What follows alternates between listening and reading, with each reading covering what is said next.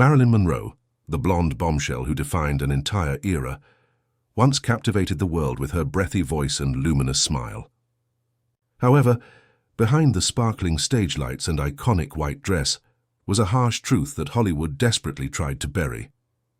Marilyn once faced a choice so devastating between her career and motherhood that it slowly destroyed her from the inside. What happened in those final months would reveal just how cruelly the industry had used her. In 1954, when Marilyn Monroe married baseball legend Joe DiMaggio, she believed she had finally found the escape she desperately needed. She was at the peak of her fame, having just filmed Gentlemen Prefer Blondes and How to Make a Millionaire, her face plastered across every magazine in America. Her platinum blonde hair, red lips, and hourglass figure had made her the most photographed woman in the world. But Joe wanted something Marilyn could never give him, a quiet housewife who would abandon her career. The breaking point came during the filming of The 7-Year Itch in September 1954.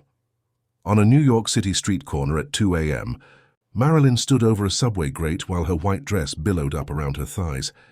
The scene required multiple takes, and with each one, thousands of men crowded closer, whistling and shouting. Joe DiMaggio watched from the shadows, his face dark with rage. When they returned to their hotel room that night, witnesses in adjacent rooms reported hearing screaming crashes, and Marilyn's desperate pleas.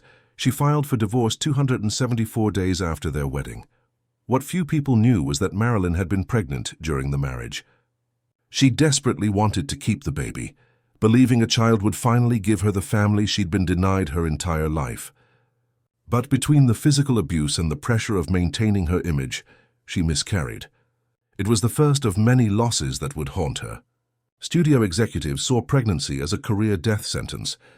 Each time Marilyn became pregnant, whether with Joe's child or later with playwright Arthur Miller's baby, the pregnancies ended in miscarriage or were quietly terminated. The losses accumulated like scars. By 1962, Marilyn had become entangled with the most powerful men in America, President John F. Kennedy and his brother Robert. What started as a glamorous affair at private parties in Palm Springs quickly turned sinister. Marilyn believed JFK would leave his wife for her. She kept a private diary, documenting their conversations, pillow talk about Cuba and the Soviet Union, intimate details that could have destroyed his presidency. When the Kennedy brothers realized Marilyn was becoming a liability, they cut her off completely. Phone calls went unanswered. Secret Service agents turned her away from the White House gates. She was suddenly alone, abandoned by the most powerful men in the world.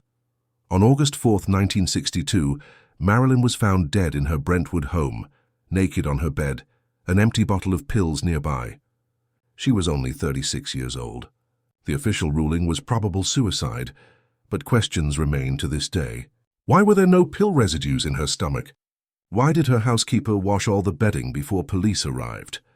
Why were her phone records from that night mysteriously destroyed? Some witnesses claimed they saw Robert Kennedy at her house that evening. Others reported a suspicious ambulance leaving before the official death call. The truth died with her, but perhaps the real tragedy wasn't how Marilyn died, it was how she lived.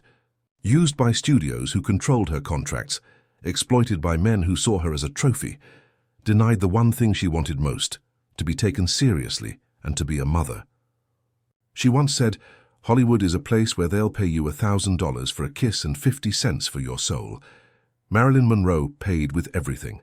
Yet even in death, her image continues to be sold, commercialized, and controlled. She never escaped. She became exactly what Hollywood wanted, an eternal icon frozen in time, forever young, forever smiling, forever theirs.